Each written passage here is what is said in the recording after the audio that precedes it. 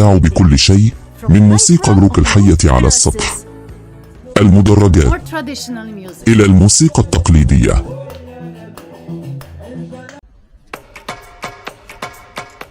مرحبا بكم في الصويرة، ميناء المغرب الساحلي النابض بالحياة. تشتهر الصويرة بالفنون وبالطبع المأكولات البحرية. نادرا ما تكون المأكولات البحرية الطازجة رخيصة، لذلك أريد أن أكتشف ما هو أفضل. تناول السمك الطازج مباشرة من القارب هنا في ميناء المدينة، أو هل يمكنك العثور على قيمة أفضل في أحد المطاعم الرائعة العديدة في المدينة القديمة المحصنة؟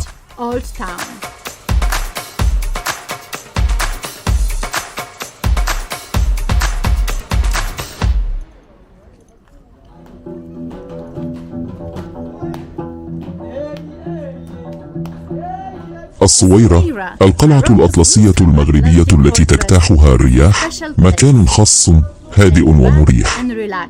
يبدو الأمر وكأنه لا يوجد مكان آخر في المغرب، وهذا يجعلها وجهة مفضلة للمغاربة والزوار الأجانب على حد سواء. وكمدينة ساحلية بالطبع بها الكثير من المأكولات البحرية، وأنا جائعة لذلك دعونا نأكل.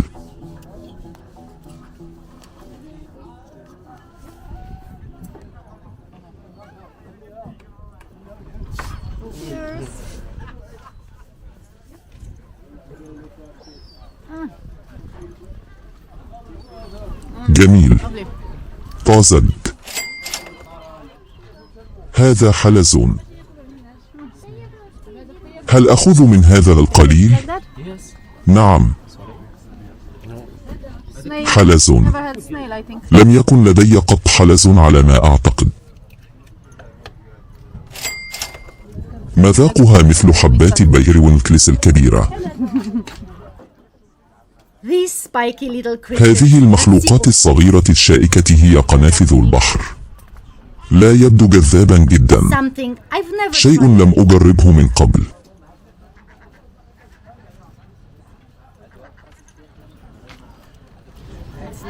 إنه ملمس مثل الخوخ الناعم.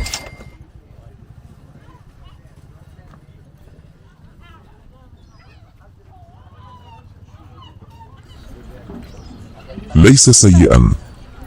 العروض في هذه المدرجات أود بالتأكيد أن أوصى بتجربتها. الآن دعنا نجد الغذاء. هذه هي الطريقة التي يعمل بها هنا. يمكنك شراء الأسماك مباشرة من الصياد أو من أحد هذه الأكشاك العديدة، واجعلها مشوية هنا مباشرة على الأرصفة.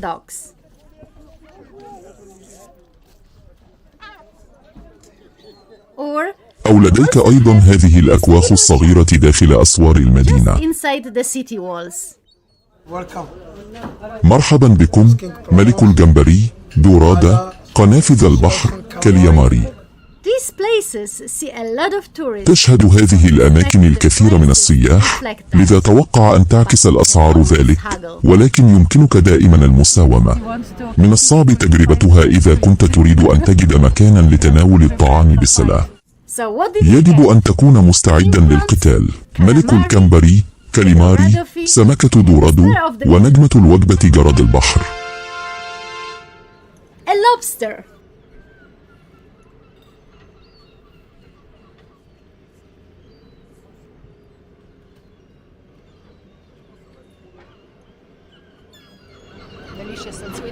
لذيذ وحلو. هذا يبدو جيدا، أليس كذلك؟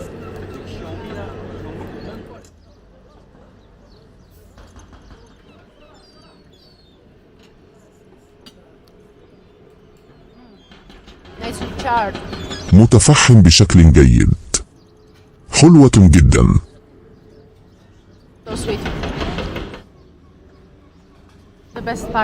أفضل جزءا من جراد البحر. هذا أيضا هو الفرق بين الأكل الفاخر وطعام الشارع. عليك أن تقوم بالمهمة بنفسك. But what about the price? لكن ماذا عن السعر؟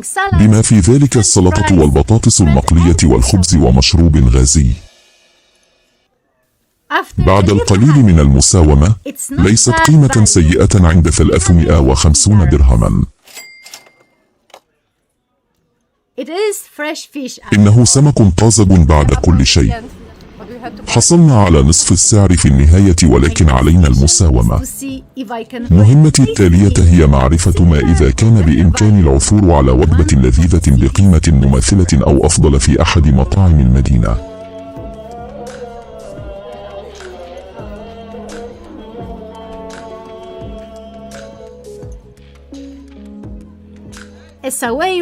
الصويرة محبوبة على الفور. شوارع ضيقة ساحرة مع طابع فني حقيقي.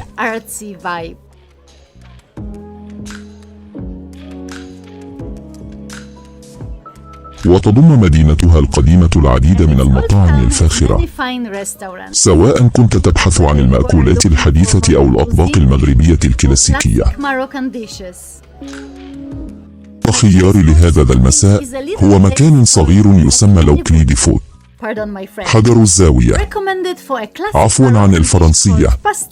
طبق مغربي كلاسيكي يسمى البسطيلة موصى به، فطيرة قشرية حلوة ولذيذة. إنها حمامة في بعض المعجنات الرقيقة مع اللوز، تبدو لذيذة، لذلك أريد أن أحفر. واو، لم يكن لدي حمامة في حياتي من قبل، لذا لا أعرف ما إذا كنت أحبه.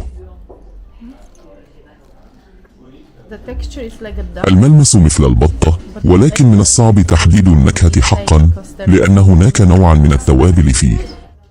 يعد خلط النكهات الحلوة والمالحة نموذجا للمطبخ المغربي. أعتقد أن الحلاوة تعمل بشكل جيد هنا. أنا أحب الأشياء الحلوة، لذا أعتقد أنها تعمل بسبب ذلك.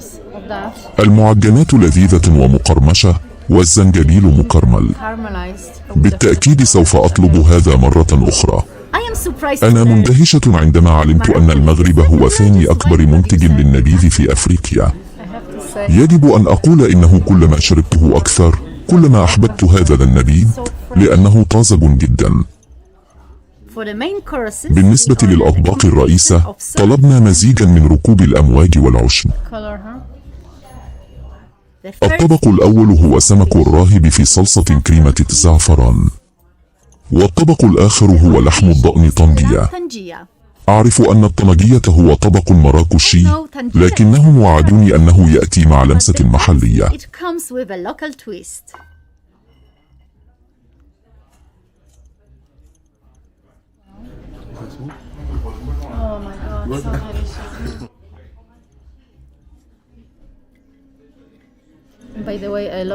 بالمناسبة، أنا أحب الراهب، إنه أحد المفضلات لدي.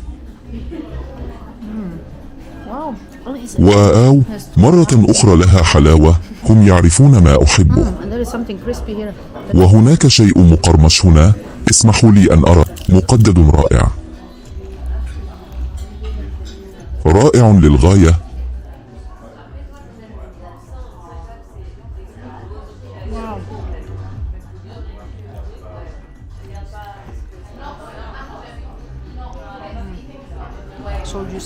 يذوب في الفم، حلو جدا، طري، حر ولكن ليس حرا جدا.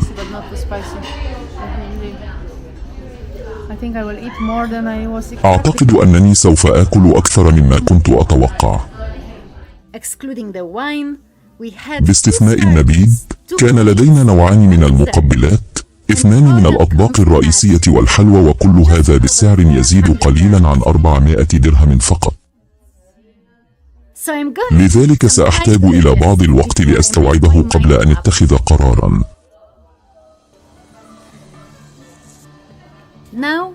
الآن، دعنا نستكشف الحياة الليلية في الصويرة.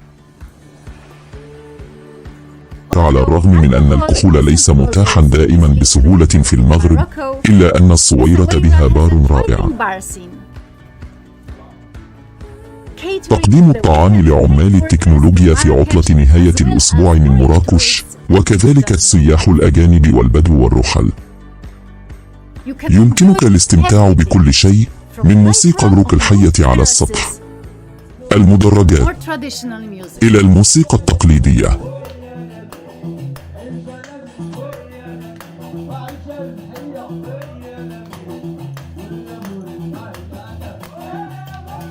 وهناك أيضا العديد من النوادي الليلية في المدينة إذا كنت تميل بهذه الطريقة.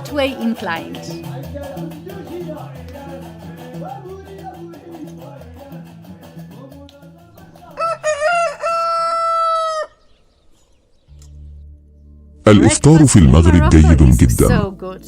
هذا هو النجم الحقيقي للإفطار المغربي.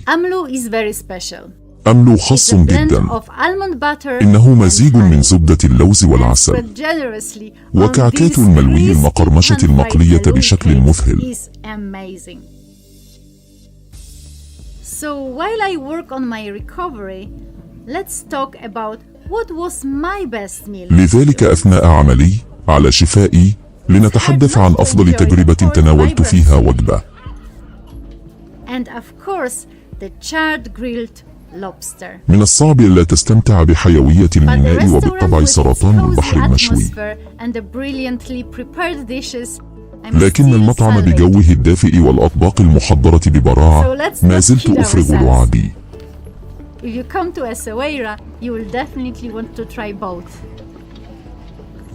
لذلك دعونا لا نخدع أنفسنا، إذا أتيت إلى الصويرة فستريد بالتأكيد تجربة الاثنين.